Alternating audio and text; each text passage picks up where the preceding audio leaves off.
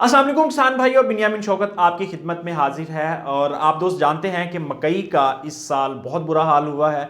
और हाल सिर्फ इसलिए बुरा हुआ है कि हम कोई भी फसल लगाने से पहले डेटा एनालिसिस नहीं करते, यानी हमें पता नहीं होता कि कितनी रिक्वायरमेंट है, कितनी पैदावार है, कितनी कंजम्पशन है, कितनी एक्सपोर्ट है, और अगर उससे ज़्यादा काश्त हो गई तो क्या बनेगा। तो इस वीडियो में हम आपको स्टैटिस्टिकल डेटा प्रेजेंटेशन देने जा रहे हैं कि गुज़श्ता साल क्यों मकई की इतनी बुरी हालत हुई, क्यों मकई के काश्तकार को फ़ी एकड़ 30 से 40 हज़ार रुपये नुकसान हुआ, और ऐसे काश्तकार जिनकी ज़मीन ठेके की थी उनको इससे भी ज़्यादा नुकसान हुआ। तो ये डेटा जो है ये आपको हेल्प करेगा कि आपको इस साल कितनी मकई लगानी है। तो मैं सबसे पहले आपको बताऊं कि 2023 से कबल जो हमारे यहाँ मकई काश्त हो रही थी उसका रकबा 1 मिलियन हेक्टेयर से कम था, यानी तकरीबन 0.9 मिलियन हेक्टेयर्स पे हम मकई काश्त कर रहे थे।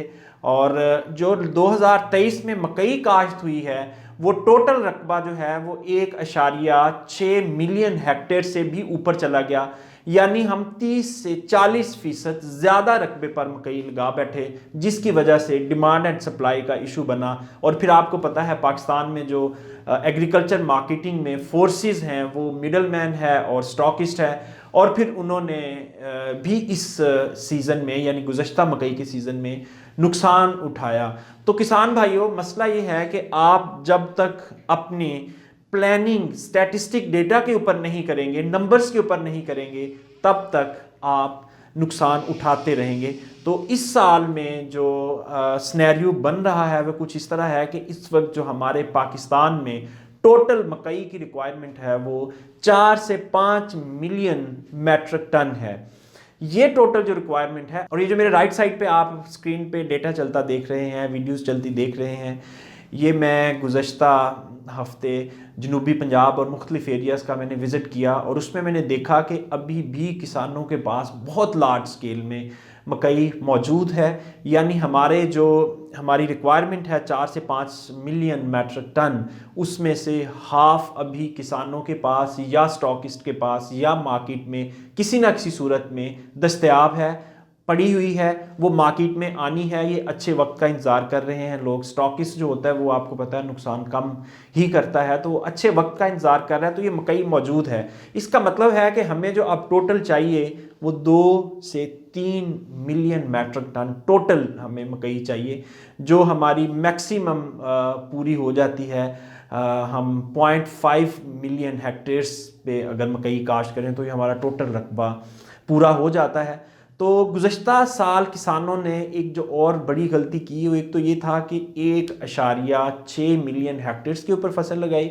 दूसरा था कि टोटल की टोटल जो बीज का सेल का रिकॉर्ड है वो बताता है कि 90% फसल जो थी वो लगी थी मेज़ के लिए, यानी मकई के लिए, ग्रेन के लिए, दानों के लिए।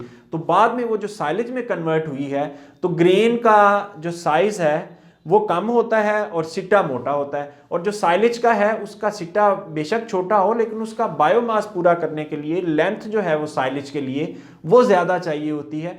तो साइलेज की वैरायटीज़ बहुत कम लगी, 10% से भी कम लगी, और ज़्यादा लगी ग्रेन के लिए। तो वो जब ग्रेन वाली मकई को साइलेज में कन्वर्ट किया गया तो अगेन जहां पैदावार आनी चाहिए 500 से 600 मन फी एकड़, वहां किसानों ने 250 से 300 मन पैदावार ली। और अगेन जो मकई का साइलेज बनाया गया उसमें भी किसान ने बड़ी मुश्किल से अपने पैसे ही पूरे किए, वरना वो भी इस वक्त नुकसान में। अगर निटी गिटी में जाएं, अपनी किसान जो अपॉर्चुनिटी कॉस्ट है वो डाले, ज़मीन का रेंट डाले, तो ये सारी चीज़ें जब मिलाएंगे तो किसान को पता चलेगा कि वो लॉस में ही गया। क्योंकि जो लास्ट में सेल हुई है मकई वो 70 से 80 हज़ार का 1 एकड़ है।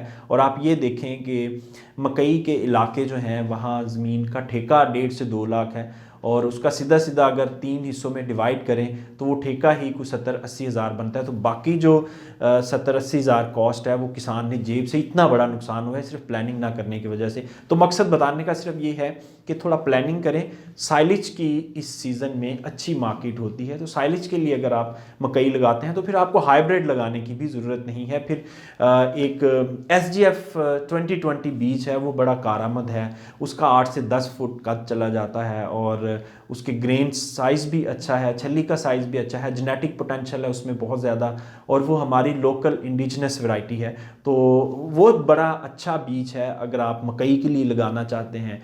तो हाइब्रिड से उसके जो अखराजात हैं खादों के वो भी कम हैं और बीज भी सस्ता है, तो मकई की पैदावार भी साइलेज के लिए उसकी बेहतरीन है। अच्छा, लास्ट ईयर हमारी जो ग्रेन की पैदावार थी वो 11 मिलियन मेट्रिक टन थी, जबकि हमारी ज़रूरत 4 से 5 मिलियन मेट्रिक टन है और 2 से 3 million metric tonne A+ category की हम एक्सपोर्ट करते हैं। तो ये सारे अगर हम क्यूमुलेट भी करें तब भी इस साल जो पैदावार है वो एक्सपेक्टेड है, और आप दोस्त जानते हैं कि ये जो फसल है ये पैदावार भी ज़्यादा देती है। तो इसलिए कोशिश करें कि अगर आपके पास 50 एकड़ का प्लान कर रहे हैं आप, तो आप 50 एकड़ खुदारा मत लगाएं, 25 एकड़ ग्रेन के लिए लगा लें और 25 एकड़ साइलेज के लिए लगा लें, ताकि हमारे यहाँ साइलेज की भी अब बहुत बड़ी मार्केट बन चुकी है, ना साइलेज का शॉर्टफॉल आए और ना ही ग्रेन का शॉर्टफॉल आए।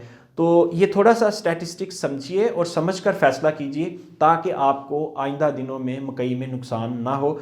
और अगर खुदा न खास्ता हमने पिछले ट्रेंड को फॉलो करते हुए 1.61 मिलियन हेक्टेयर्स के ऊपर जैसे पिछले सीज़न में किसानों ने लगाई, अगर मकई लगा ली तो फिर आप यकीन करिए, आप मेरी वीडियो रिकॉर्ड के तौर पर रख लीजिए, ये इससे भी ज़्यादा रेट डाउन आएगा। इस वक्त तो मार्केट में थोड़ा सा संभल गया है, रेट 2000 से 2200-2300 पे ट्रेड हो रहा है, लेकिन अगर अगले सीज़न में भी इतनी ही मकई आ गई तो फिर ये समझिए कि 1000 रुपये का मन ही बिकेगा।